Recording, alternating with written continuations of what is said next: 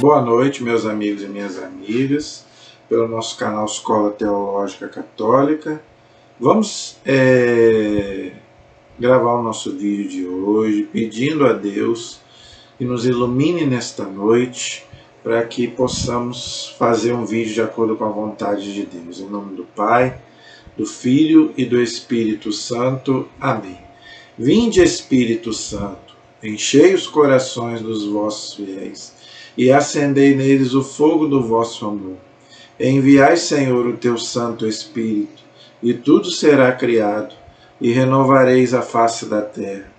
Oremos, ó Deus, que instruíste os corações dos vossos fiéis, com a luz do Espírito Santo, fazei que apreciemos retamente todas as coisas, segundo o mesmo Espírito, e gozemos sempre da sua consolação.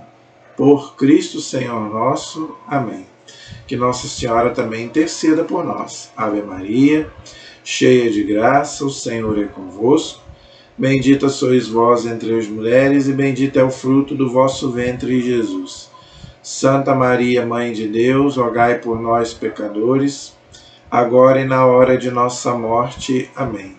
Glória ao Pai, ao Filho e ao Espírito Santo, como era no princípio, agora e sempre. Amém. Nossa Senhora Aparecida, rogai por nós. São José, rogai por nós. Todos os anjos e santos de Deus, rogai por nós. Em nome do Pai, do Filho e do Espírito Santo. Amém. Boa noite, espero que todos estejam bem, com saúde. Eu estou aqui já com a minha Bíblia, com a Palavra de Deus, tá? Para a gente continuar estudando, gente, sobre o Deuteronômio, o último livro do Pentateuco, os 5 primeiros livros da Bíblia, e graças a Deus nós estamos caminhando.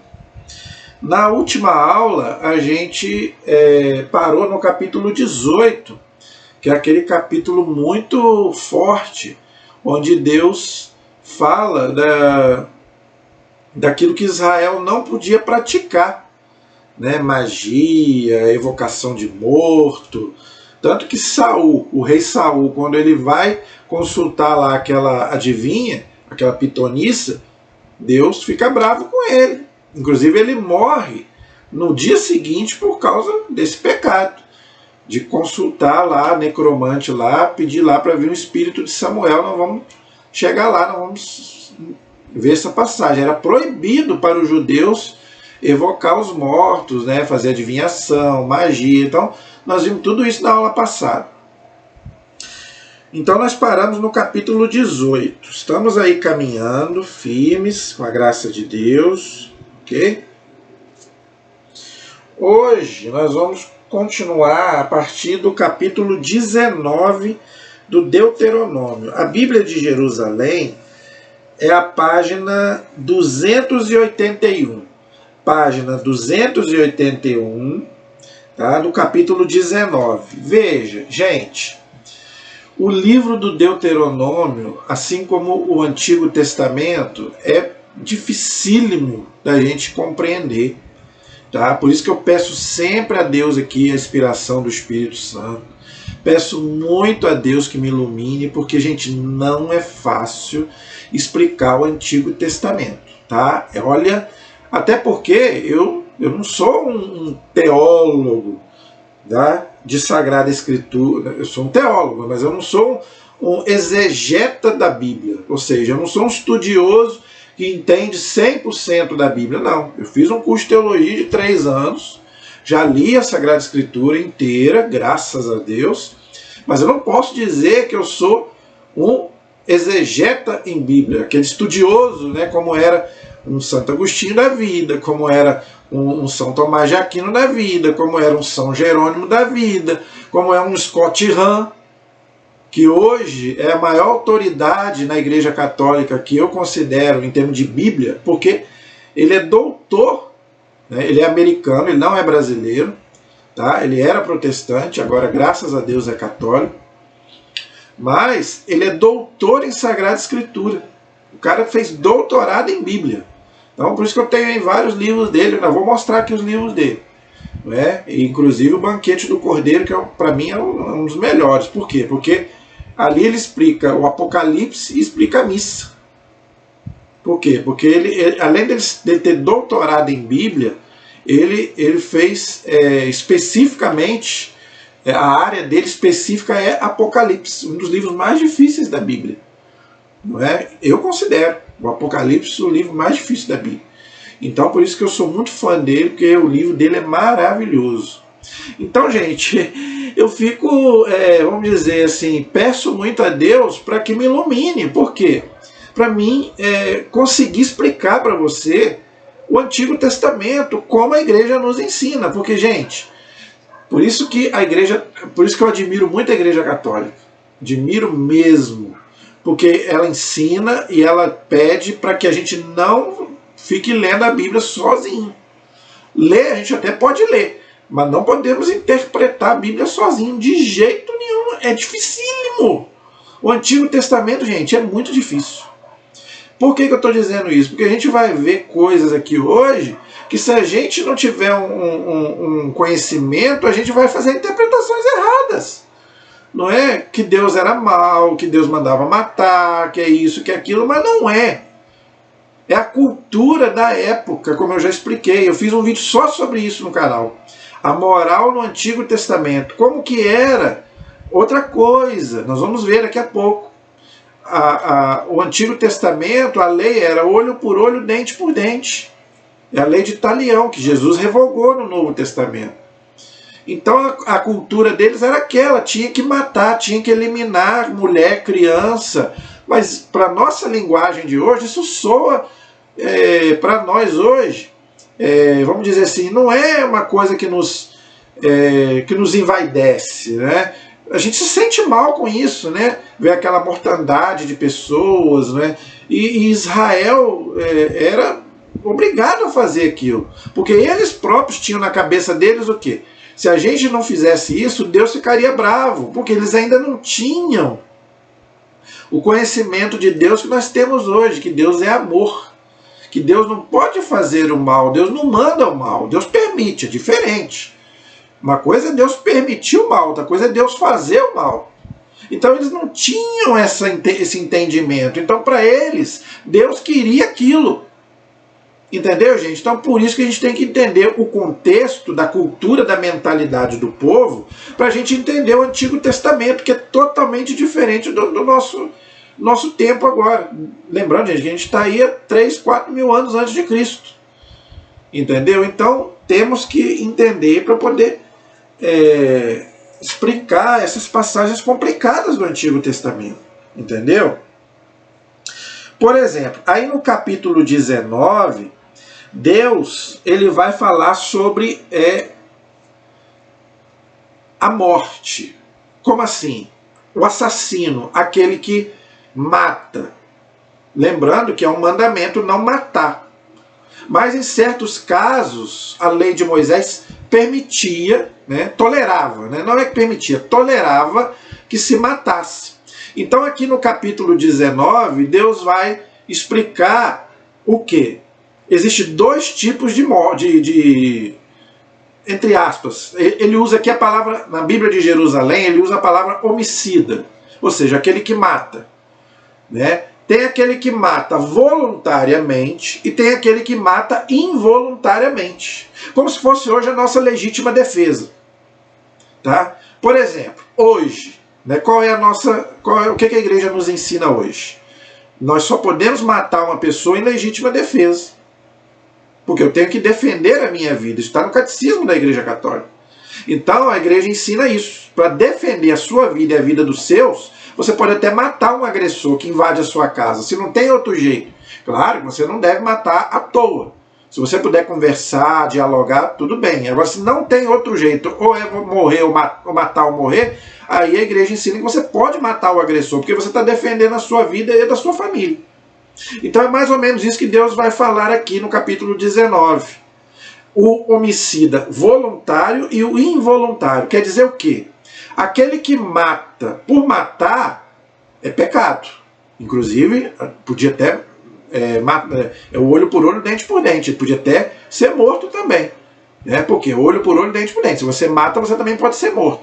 Agora, às vezes, se você mata involuntariamente, por legítima defesa, um acidente ocasionou a morte de alguém, por exemplo, um médico, né? Tô trazendo para o nosso tempo de hoje. Um médico, né, que vai tentar operar uma pessoa e a pessoa morre na mesa de operação. O médico não quis matar. Foi um acidente. Então, Deus fala aqui: quando o Senhor teu Deus houver eliminado as nações, cuja terra o Senhor teu Deus te dará, e as conquistares, estiveres morando em suas cidades e casas, aí aqui ele fala que tem que ter uma cidade só para essas pessoas. Por quê? Porque essas pessoas cometeram um pecado. Pecado de quê? De matar. Então eles vão ter que pegar aqui uma cidade e colocar essas pessoas, né, que cometeram assassinato, porque é uma falta grave, é um pecado. Entendeu? Outra coisa que eu esqueci de dizer. Lembrando que estamos aqui num contexto de guerra santa, entre Deus, Israel e os pagãos. Então, por isso que Deus fala aqui: quando o Senhor teu Deus houver eliminado as nações, cuja terra o Senhor teu Deus te dará. Lembrando que Israel vivia lotado de inimigos. Amorreus, Jebuseus, filisteus, amonitas, moabitas. Então, por isso que Deus está falando aqui, não é? Que Israel vai ter que eliminar os inimigos. Ok? Agora, eles só vão matar em legítima defesa, não é? Involuntariamente, não porque quer. Entendeu? Então vai ter que separar essas pessoas numa cidade, porque cometeram um pecado. Entendeu? O pecado de matar, assassinar uma vida. É isso que Deus está falando aqui. Entendeu? O Senhor teu Deus te dará como herança, tá? Isto para que nela se refugie todo o homicida. Olha aí, tá vendo? Então todo aquele que matar uma pessoa, ele terá que se esconder, entre aspas, nessa cidade, porque ele cometeu uma falta, vamos dizer assim. Este é o caso do homicida que poderá se refugiar para se manter vivo. Olha aí, tá vendo? Aquele que matar involuntariamente, entendeu? Ele pode, então, se esconder nessa cidade e viver uma vida normal. É isso que fala aqui. Agora, se ele matou, né? Se ele matou porque quis, aí é diferente. Aí ele pode até ser morto também. Entendeu? Aí Deus fala aqui que ele pode se refugiar na cidade, não é? Para que o vingador do sangue enfurecido, né, persiga o homicida e o alcance, porque o caminho é longo, tirando-lhe a vida sem motivo suficiente, pois antes ele não era inimigo do outro. Então, aquele que mata involuntariamente, ok? Aí Deus manda então separar 3 cidades, e quando o Senhor teu Deus fizer, né, acabar com esses povos, não é? Aí, olha só que bonito o versículo 9. Com a condição de que cuides de pôr em prática todos os mandamentos que hoje te ordeno, amando ao Senhor teu Deus e andando continuamente em seus caminhos. Acrescentarás ainda, né, mais 3 cidades, para que não se derrame sangue inocente na terra, que o Senhor teu Deus te dará como herança, e não haja sangue sobre ti. Olha aí, tá vendo? Então, Deus já falava para eles: não derrame sangue inocente. Tá? Então, Deus só tolerava, né, a morte dos inimigos, entre aspas, né, daqueles que guerreavam contra Israel. Era a morte involuntária. Era como se fosse uma legítima defesa. Mas o importante é que Deus fala aqui. Tá? Não se derrame sangue inocente na terra que o Senhor teu Deus te dará como herança. Qual que é a nossa terra? Qual que é a nossa herança? É o céu. Então, por isso que o mandamento diz não matar, não derrame sangue inocente. E hoje, gente, qualquer coisinha as pessoas estão matando. Por bobeira, né? Por uma discussão, a pessoa vai lá e mata a outra. Olha o que Deus está dizendo aqui. Não é? Deus não quer que derrame sangue inocente. Aliás, Deus não quer que derrame o sangue de ninguém. Aqui é um outro contexto. Mas hoje, Jesus já colocou tudo no lugar novamente. A vida pertence a Deus. Como eu já falei, a única exceção é a legítima defesa, entendeu? Agora, aí Deus fala: contudo, se alguém é inimigo do teu próximo e lhe arma uma cilada, levantando e ferindo mortalmente, tá? Aí sim, tá? Aí, versículo 12. Os anciãos da sua cidade enviarão pessoas para tirá-lo de lá, entregarão ao vingador para que seja morto. É o olho por olho, dente por dente. Né? Se a pessoa mata por exemplo, esses loucos aí, serial killer, né? Esses homens aí que ficam matando por prazer. Na época aqui, eles também tinham que morrer. Era o olho por olho, dente por dente. Entendeu? Eles não tinham ainda o Novo Testamento, né? Amar o inimigo, né? Hoje não, hoje você não pode matar.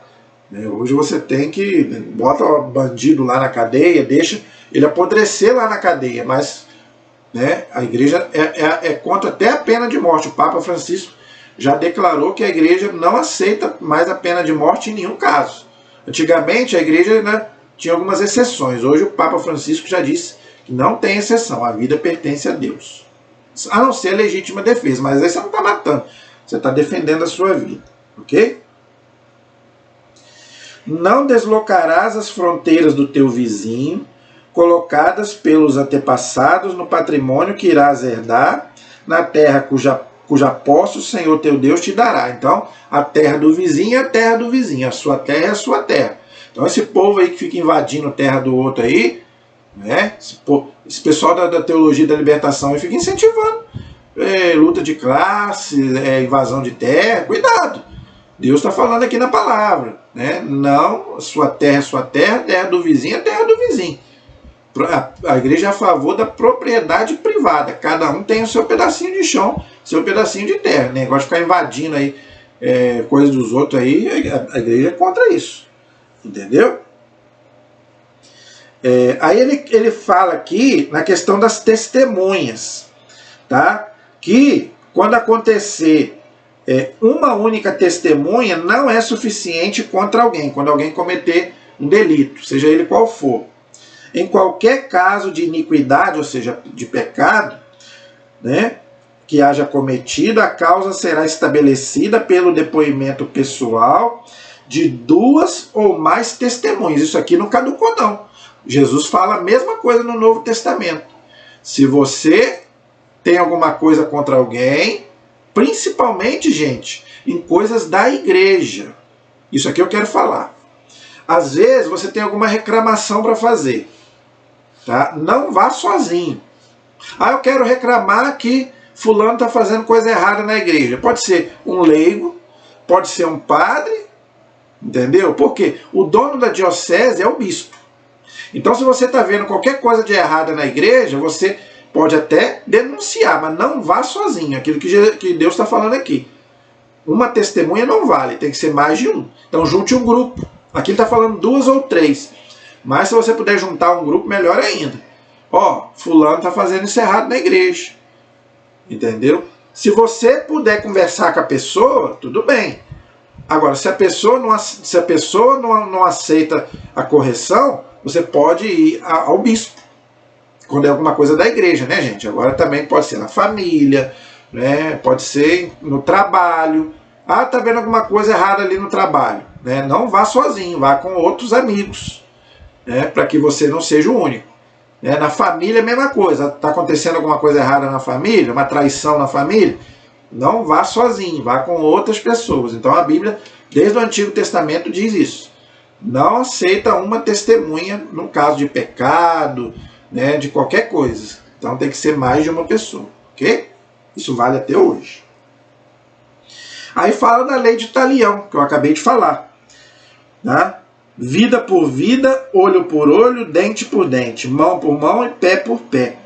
Jesus aboliu essa lei, né, mas no Antigo Testamento valia. Por isso que você podia se vingar do outro, né? O que o outro fazia para você, você podia fazer para ele. Hoje nós não podemos fazer isso. O Novo Testamento fala o contrário. Deixa para Deus agir. Você não pode fazer justiça com as próprias mãos. Aqui no Antigo Testamento podia. Está no texto aqui de Deuteronômio e tem outros textos também.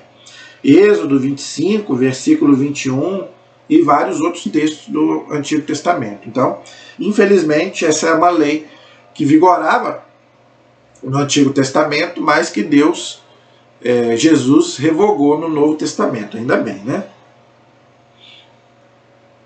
Aí aqui no capítulo 20, aí vai continuar as guerras, não é?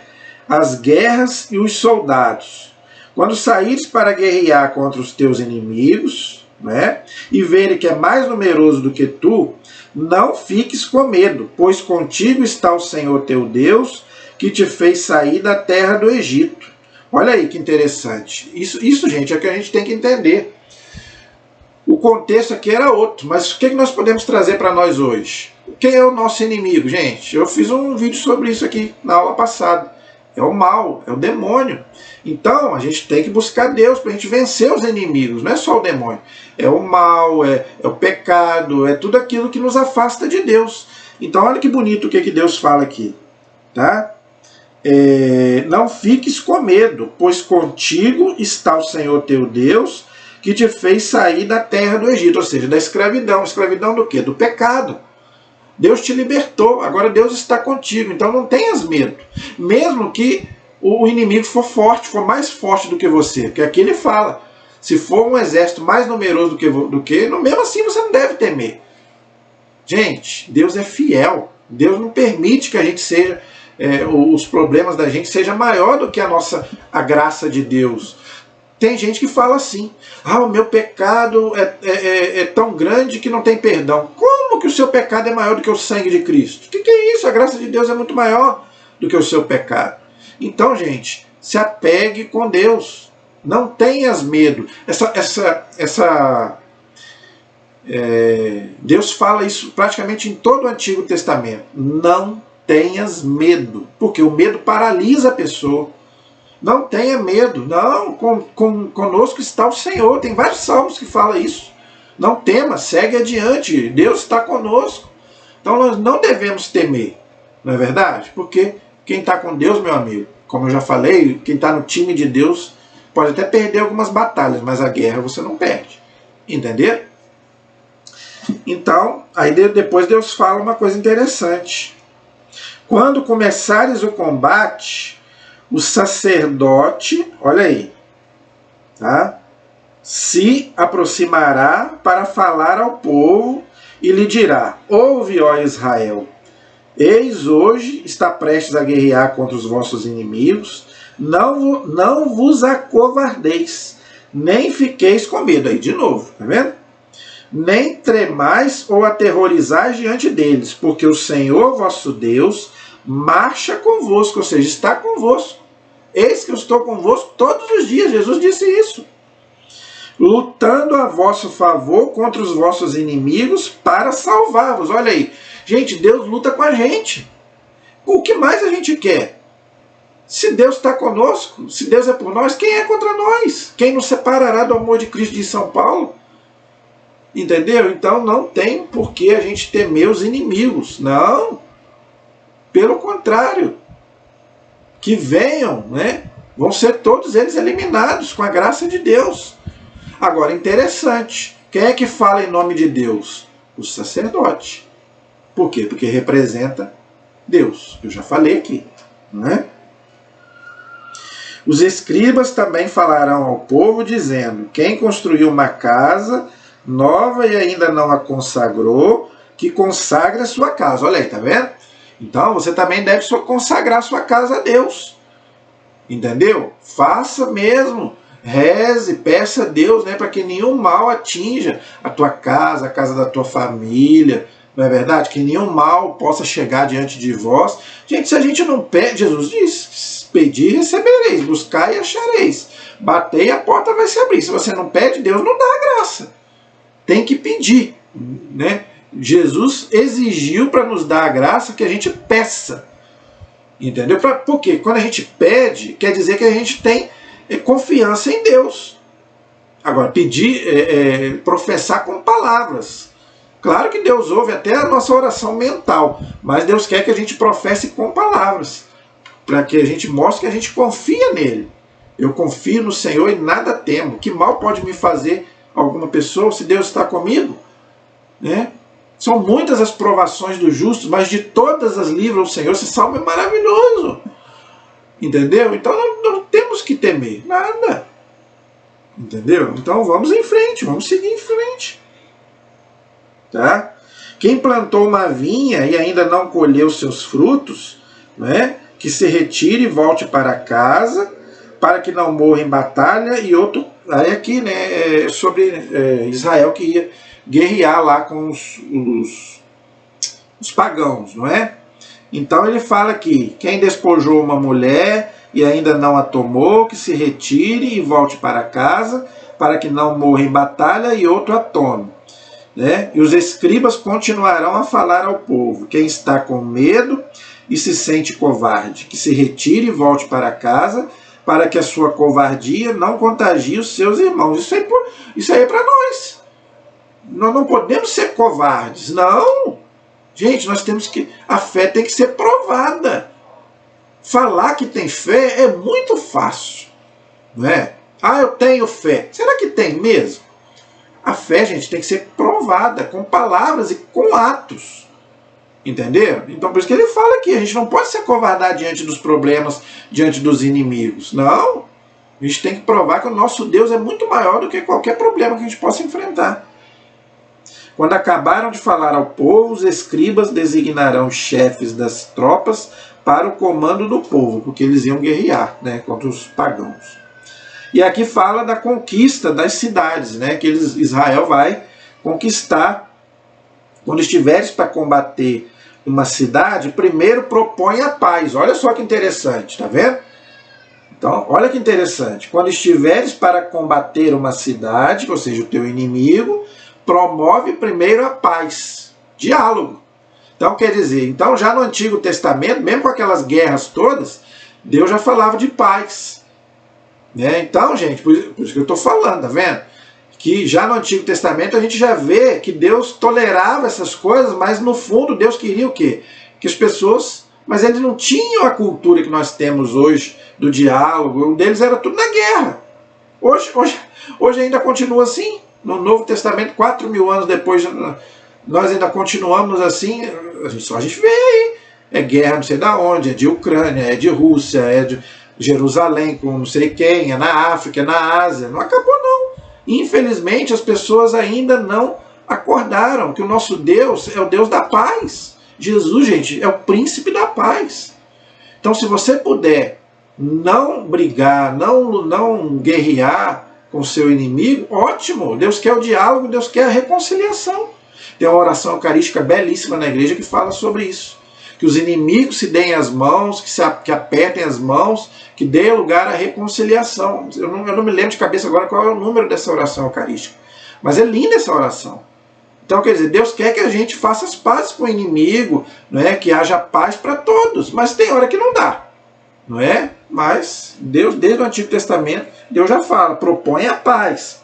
Se ela aceitar a paz e abrir as portas, todo o povo que nela se encontra ficará, olha aí, tá vendo? Sujeito ao trabalho e te servirá. Né? Por quê? Porque o povo, os pagãos, tinham que servir Israel. Por quê? Porque Israel era o povo escolhido. Mas claro que os pagãos não iam aceitar isso. Israel não serviu lá os egípcios lá 400 anos. Agora é o contrário. Agora, né, os pagãos tinham que servir a Israel. Por quê? Porque era o povo escolhido de Deus. Mas os pagãos não iam aceitar isso, por isso que dava guerra. Entendeu? Se não aceitar a paz e declarar guerra contra ti, tu a sitiarás. Aí vai, infelizmente, era o que acontecia. O Senhor teu Deus entregará a tua mão e passarás... Aí aqui vem, né, já que não tinha acordo e acontecia guerra, aí não tinha jeito. Aí acontecia realmente as mortes. Olha aí o que diz. Não é? O Senhor teu Deus a entregará em tua mão e passarás todos os seus homens ao fio da espada. quantas mulheres, crianças, animais, tudo o que houver na cidade, todos os seus despojos, tu tomarás como presa, e comerás o despojo dos inimigos que o Senhor teu Deus te entregou. Então, é o que eu acabei de explicar, né? Era a guerra de Deus contra os deuses lá dos pagãos. Então, tinha que arrasar todo mundo. Infelizmente, era a cultura deles, né? Faça o mesmo com todas as cidades que estiverem muito distantes de ti, tá? E a todas que não pertencem a estas nações. Todavia, quanto às cidades destas nações, que o Senhor teu Deus te dará como herança, não deixarás sobreviver nenhum ser vivo. Sim, sacrificarás como anátema. Anátema quer dizer excomungados, né? Fora, né?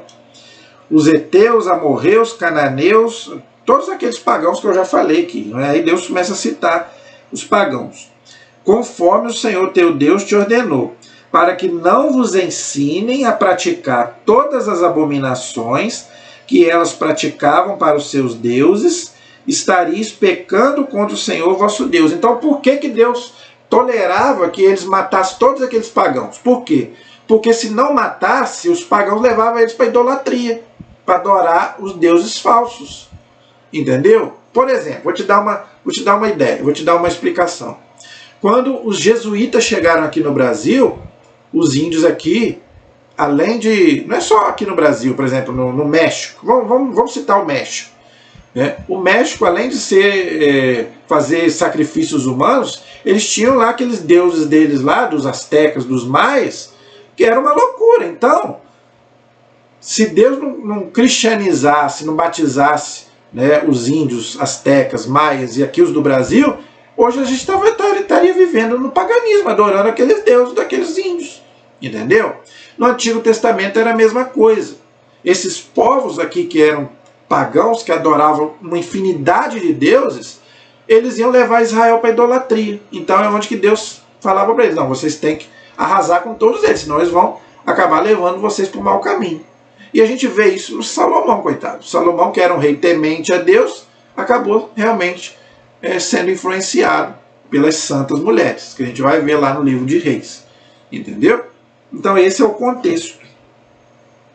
Quando tiveres que sitiar uma cidade, tá? Aí aqui ele fala uma coisa interessante. Para não destruir as árvores, tá? Não destruirá as árvores a golpes de machado, alimenta-se-á dela, ou seja, dos frutos, sem cortar uma árvore do campo por causa de um homem, para que a trastes como um sitiado. Contudo, se sabes que a árvore não é frutífera, podes então cortá-la e tirá-la para fazer instrumentos de assédio contra a cidade que está guerreando contigo, até que a tenhas conquistado. Então, o que a gente pode entender desse texto, gente? Duas coisas. Primeiro, né, Jesus falou, a árvore má não pode dar bons frutos, e a árvore boa não pode dar maus frutos. É pelos frutos que conhecereis as árvores. Então, essas árvores somos nós. Se a nossa árvore dá fruto, Deus não corta. Agora, se a nossa árvore não dá fruto, Jesus fala, nós seremos, né, podados e depois cortados e jogados lá para ser queimado. Então isso quer dizer o quê? Os nossos talentos. O que você pode fazer para ajudar o reino de Deus? Alguma coisa você pode fazer de bom. Igual eu. O que eu posso fazer de bom para ajudar? Fazer o que eu estou fazendo aqui. É o que eu sei fazer, não sei fazer mais nada. Eu não sou pregador, eu não sou padre, eu não sou nada. Mas o pouquinho do que eu posso fazer é o que eu estou fazendo aqui. E você? O que você está fazendo para ajudar no reino de Deus? Porque, gente, só vai entrar e usufruir no reino de Deus quem ajudar a construir o reino de Deus. Porque senão Deus seria injusto. Você quer entrar no reino, mas você não quer ajudar? Ué, para você entrar na casa, tem que primeiro construir a casa. Ah, eu quero morar numa casa bonita. Primeiro você tem que construir. Entendeu? Ninguém vai entrar na casa só lá nos alicerces, nas colunas. Entendeu? Então, para você entrar no reino de Deus, você tem que fazer a sua parte. Tá? É muito fácil. Deus já fez a dele. Ah, Jesus já morreu por mim. Né? O povo gosta muito disso, né? Jesus já fez, né? Eu já aceitei Jesus. Jesus já fez por mim. Ué, mas você não vai fazer a sua parte, não? Ué, Deus conta com a sua colaboração, amigo. Ué, você quer o reino e quer ficar de braço cruzado? Ah, vai nessa. Vai nessa que você vai usufruir, não é? Deus vai te dar recompensa de acordo com aquilo que você trabalhou. Para você ganhar o seu dinheirinho, você não tem que ralar? O reino de Deus é a mesma coisa. Ué, e outra coisa, quanto mais você trabalha, mais méritos você tem diante de Deus. Eu já expliquei isso aqui. No céu existe méritos, é o que a gente chama de galardão. Tem gente que fala galardão, tem gente que fala méritos, não é? Quanto mais você trabalhar para Deus, mais você vai ter mérito. Por exemplo, Nossa Senhora tem muito mais mérito do que o ladrão. O ladrão foi salvo ali no último momento, mas ele viveu a vida dele toda errada. Nossa Senhora viveu a vida dela toda para Deus. Quem que vai ter mais glória? Nossa Senhora ou o ladrão? Nossa Senhora, lógico. Senão Deus seria injusto. E Deus não é injusto, Deus é justiça. Então, quanto mais você trabalhar para Deus, mais glória você vai ter. Mais mérito você vai ter, mais recompensa você vai ter. É a história que o padre Léo contava do motorista de ônibus. Não é? Do padre que foi para o céu e do motorista de ônibus. O motorista de ônibus, quando ele chegou no céu, ele foi lá para a suíte. E o padre ficou lá embaixo esperando. Ué, mas o padre não entendeu. Ué, mas por quê? Eu sou padre, eu celebrei missa, e ele é um motorista de ônibus, está lá, né? Dormindo lá na suíte, e eu vou dormir aqui no meio desse monte de gente. O padre Léo contando, né? Todo mundo sabe que o padre Léo contando, você morre de rir, não é? Diz que o padre passava em frente o quarto do motorista e estava lá roncando, e o padre lá não conseguia dormir.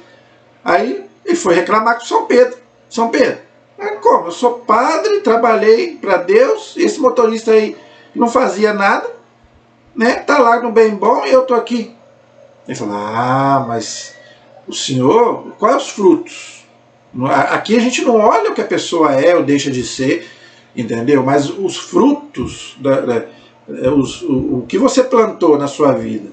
Você fazia lá aquele sermão seu lá, ninguém, não convertia ninguém. Agora esse motorista, ele chegava para dirigir e começava a rezar o tempo todo.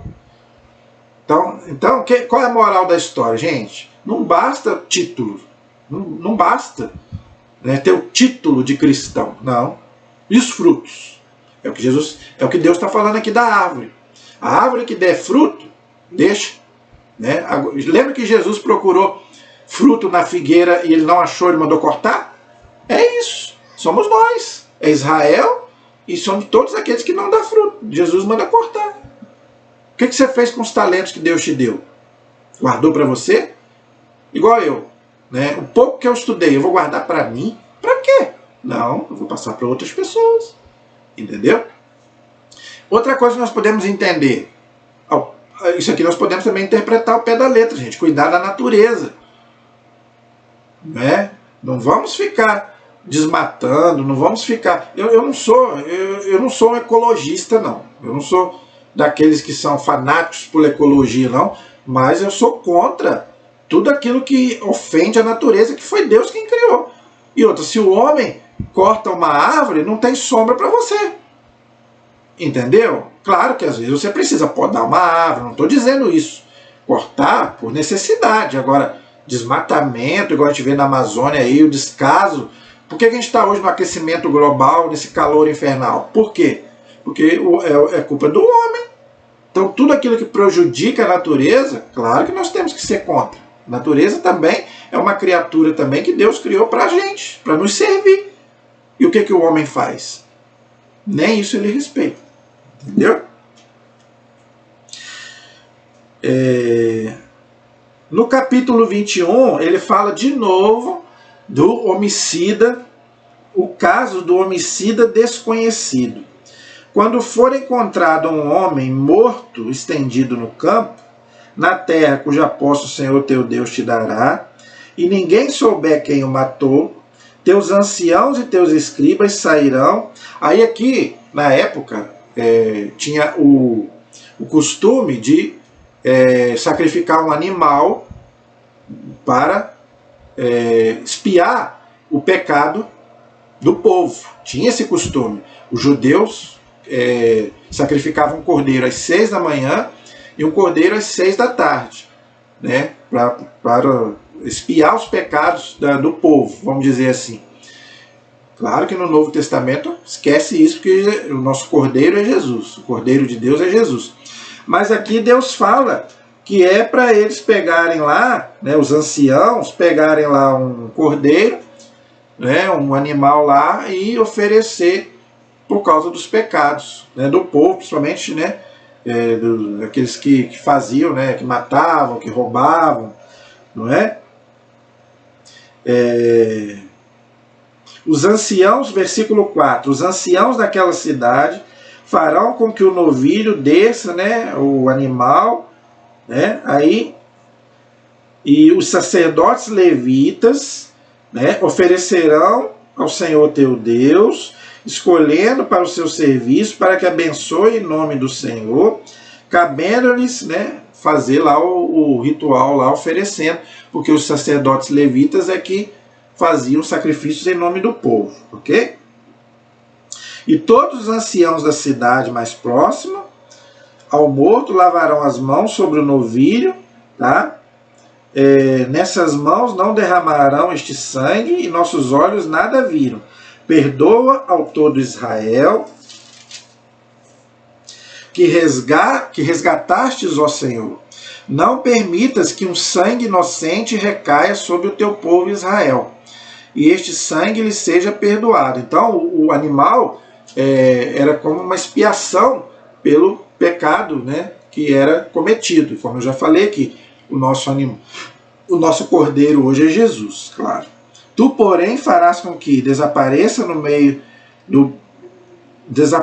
do teu meio o derramamento de sangue inocente, porque farás o que é reto aos olhos do Senhor. Já expliquei sobre isso, né? Então Deus aqui já está falando, não cometa crimes, né, a não ser em legítima defesa. Deus aqui já está falando. Quando saíres para guerrear contra os teus inimigos, o Senhor teu Deus os entregará em sua mão e tiveres feito prisioneiros. Caso venha com eles uma mulher formosa e te namores dela, tu a poderás tomar como mulher e trazê-la para a tua casa. Ou seja, uma mulher pagã, não é? E então raspará a cabeça, cortará as unhas. Isso aí, gente, é tudo lá do Antigo Testamento, tá? Despirá a veste da prisioneira e permanecerá em tua casa. Durante 1 mês ela chorará seu pai e sua mãe. Depois disso irás a ela, desposará e ela será tua mulher. Mais tarde, caso não goste mais dela, tu a deixarás ir em liberdade. Mas de modo algum a venderás por dinheiro. Não tirarás lucro à sua custa após ter abusado dela. Então, gente, Deus tolerava que se repudiasse a mulher no Antigo Testamento. Nós vamos ver daqui a pouco, nos próximos capítulos, até mesmo a questão do divórcio. Acho que na próxima aula, se eu não me engano, a gente já vai ver que Deus permitia o divórcio, né? Ainda não tinha ainda o casamento de um homem com uma mulher, como era, claro, lá no Gênesis, sim. Né? Deus falou, o homem deixa seu pai e sua mãe, mas com o pecado, Deus passou a tolerar a poligamia, né? O homem ter mais de uma mulher. Quando Jesus veio no Novo Testamento, Jesus colocou tudo no lugar novamente. Agora voltou, né, como era antes do pecado original. Então o homem tem que ter a sua mulher e o homem tem que ter o seu marido. Não é verdade? O homem tem que ter a sua mulher e a mulher tem que ter o seu marido. Está bem claro na palavra de Deus, não é? Se alguém tiver 2 mulheres, amando a uma e não gostando da outra, e ambas lhe derem um filho, se o primogênito for da mulher que ele não gosta, este homem, quando for repartir a herança entre os seus filhos, não poderá tratar o filho da mulher que ama como se fosse mais velho em detrimento do filho da mulher da qual ele não gosta, mas que é o verdadeiro primogênito. Reconhecerá como primogênito o filho da mulher da qual ele não gosta, dando-lhe porção dupla de tudo quanto possuir, pois ele é a primícia da sua virilidade e o direito de primogenitura lhe pertence. Isso aqui, gente, a gente já viu lá em Abraão. Quem era o primogênito de Abraão? Não era Isaac, era Ismael, era o filho da escrava. Ele não podia ter ter filho com a Sara e ele foi ter o filho lá com a escrava. Então o primogênito dele era Ismael. Então, não pode, filho é filho, gente, não pode desprezar, né? Aqui é um outro contexto, como eu falei, aqui Deus tolerava poligamia. Então aqui está bem claro aqui, né? Se alguém tiver duas mulheres, então aqui podia ter mais de uma mulher. Infelizmente, era a moral da época. A moral, por isso que eu falo, a moral no Antigo Testamento era imperfeita. Não era uma moral como a do Novo Testamento, né? Infelizmente, tem homem que acha que ainda está lá no Antigo Testamento e tem mais de uma mulher. Mas não pode. Diante de Deus, não. Está errado. Isso aqui era uma lei, era uma moral imperfeita do Antigo Testamento. Entendeu? Deus não aprova isso. Hoje não. Entendeu? Então aqui, infelizmente, era uma coisa que Deus tolerava. Agora, por que ele fala aqui do primogênito? Porque o primogênito era consagrado a Deus. Até Jesus foi consagrado, né, lá no templo. Então, por isso que aqui ele cita o primogênito. Mas, filho é filho. Independente, né, se é filho da mulher que você amou ou não amou. Mas se é filho seu, você tem que assumir. Isso aí, gente, vale para muito homem que faz filho e mulher e deixa o filho abandonado. É o que mais acontece hoje. O livro da sabedoria fala uma coisa terrível. Os filhos de uniões ilegítimas serão juízes de seus pais no juízo final. O livro da sabedoria fala isso. Então, o que quer dizer isso? Né? Você que é homem. Né? Mulher não faz tanto, mas pode ser que exista mulher também que faça isso.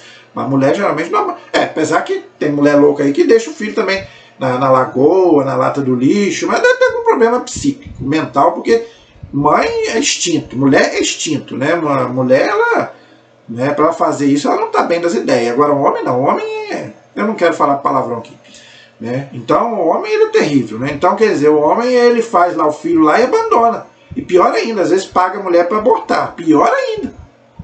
Cuidado, não faça isso. Filho é filho. Independente se você ama aquela mulher ou não, se você, né? Por que não pensou isso antes? Como dizia o padre Léo, não é? Pensasse antes, não é? De fazer. Fez, agora tem que assumir, meu amigo.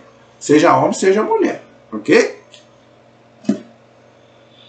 Se alguém tiver um filho rebelde que não obedece ao pai e à mãe e não ouve mesmo quando corrige, o pai e a mãe o pegarão e levarão aos anciãos da cidade à porta do lugar e dirão aos anciãos da cidade: este nosso filho é rebelde e não nos obedece, é devasso e beberrão. E todos os homens da cidade o apedrejarão até que morra. Deste modo extirparás o mal do teu meio, e todo Israel ouvirá e ficará com medo. Claro, gente, que ninguém vai fazer isso hoje. Isso como eu falei, era lei lá do Antigo Testamento. É a moral imperfeita. Por isso que eu falei no começo. É muito complicado explicar o Antigo Testamento. Mas ninguém vai fazer isso hoje. Então, o que nós fazemos hoje? Né? Fazemos a nossa parte. Você que é pai, você que é mãe, faça a sua parte. Agora, se o seu filho, né, depois não quiser seguir a lei de Deus ou não quiser ser uma pessoa honesta, aí você não tem mais o que fazer, a não ser rezar por ele. Entendeu? Agora, o filho, ele deve obediência a pai e mãe, diz aqui bem claro. Isso aqui, gente, não muda não, é um mandamento, honrar pai e mãe. Então, o filho deve obediência a pai e mãe até eles morrerem. Não interessa se o pai e a mãe foram bons, se educaram certo, não importa. Então, o filho rebelde, aquele filho que maltrata o pai e a mãe, Deus vai castigar, com certeza. Agora, você que é pai, você que é mãe, fez a sua parte, fique tranquilo, a sua consciência está tranquila. Depois que ele ficar de maior, a vida dele, ele tem responsabilidade diante de Deus. Faça a sua parte. E depois reze por ele. Ok? Se um homem culpado de um crime que mereça a pena de morte é morto e suspenso a uma árvore, seu cadáver não poderá permanecer na árvore à noite.